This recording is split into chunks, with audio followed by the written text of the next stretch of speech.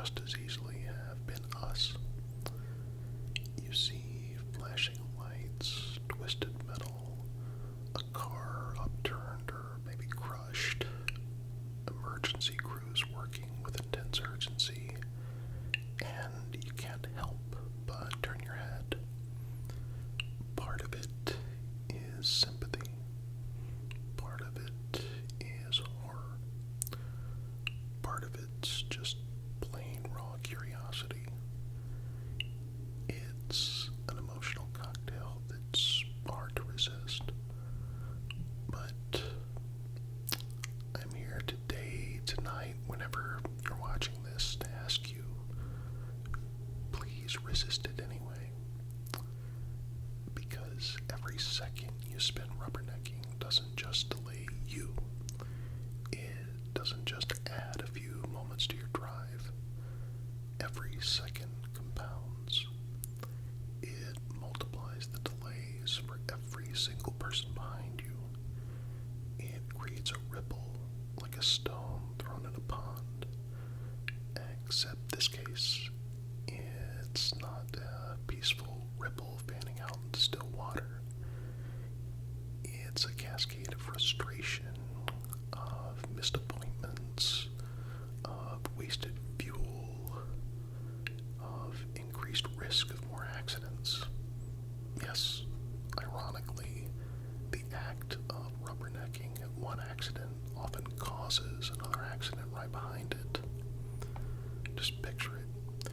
You're driving along at speed, traffic's moving fine, when suddenly everything slows down to a crawl. You inch forward, you're grumbling under your breath, you're checking your watch, wondering what's causing this nightmare. 20 minutes later, you finally pass the scene and you realize there's no debris on the road, there are no closed lanes. The accident itself is completely off to the shoulder. The only thing slowing traffic was you, and everyone like you turning your heads to look. Think about that.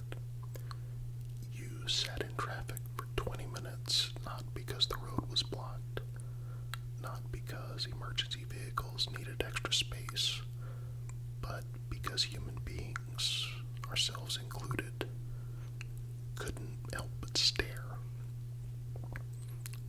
The worst part, you probably wouldn't have even been stuck in traffic if people ahead of you hadn't done that exact same thing. If everyone had simply kept moving, eyes ahead, hands steady on the wheel, the flow would have continued. Maybe a little slower out of caution, but nothing like the maddening, excruciating jam we often find ourselves trapped in. It's an exponential problem, not a simple one-to-one cause and effect, but a chain reaction. When you slow down even for a few seconds, the person behind you needs to slow down a little more. The person behind them needs to slow down even more after that, until 5, 10 cars back, everyone's forced to come to a complete stop. The road becomes clogged. That momentum is lost. Recovery can sometimes take hours. Hours of wasted time, burned gas, and rising blood pressure. And it's not just about convenience or annoyance. It's about safety too. When traffic is forced into unnatural stop-and-go patterns, rear-end collisions skyrocket. Frustrated drivers make aggressive moves to try to reclaim lost time. Road rage festers in the heat of the delay. Emergency responders working the original accident, the people who need clear, predictable roadways in order to save lives, are put at even greater risk. And there's something else to consider. The people involved in that accident, they deserve their privacy. They deserve respect. They don't need an audience. They don't need a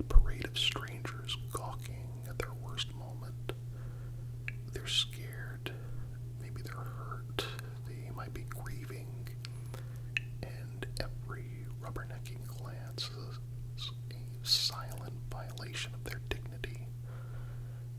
They're not a spectacle for our morbid curiosity.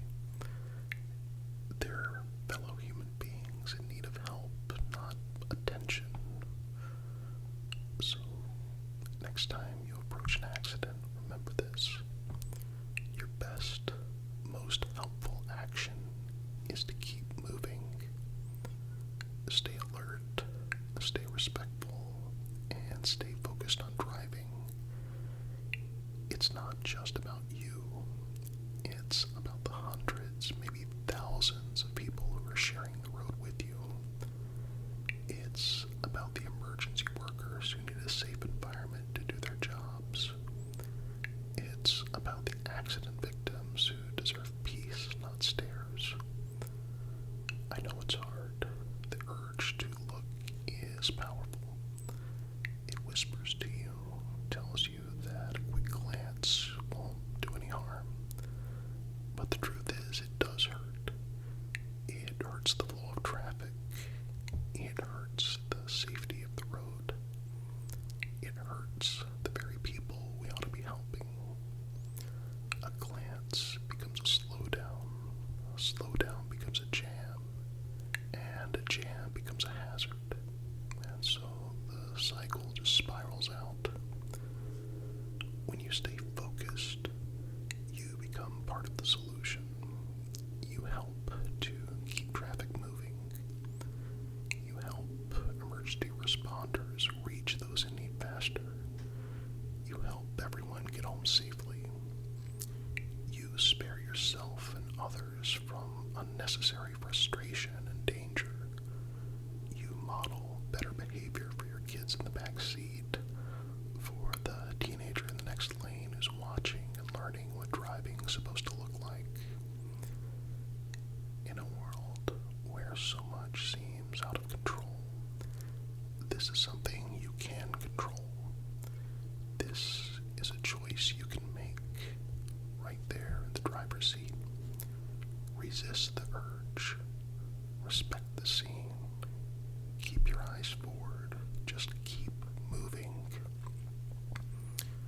Maybe next time you are stuck in traffic, it won't be because someone gave in to that fatal curiosity. It won't be because of 1,000 little rubbernecking delays that spiraled into a monster jam. It'll be because the roads were clear, the drivers were mindful, and people like you chose to be part of the answer instead of part of the problem. So, I leave you with a simple request. Be better than the impulse. Trust that you don't need to see the wreck to know that something serious happened. Trust that your compassion doesn't require your eyes. It requires your action. So move with care. Drive with purpose. And let respect, not curiosity, guide you past the flashing lights. If you enjoyed this video, please remember to like, share, comment, and subscribe to help others find the channel. Until next time.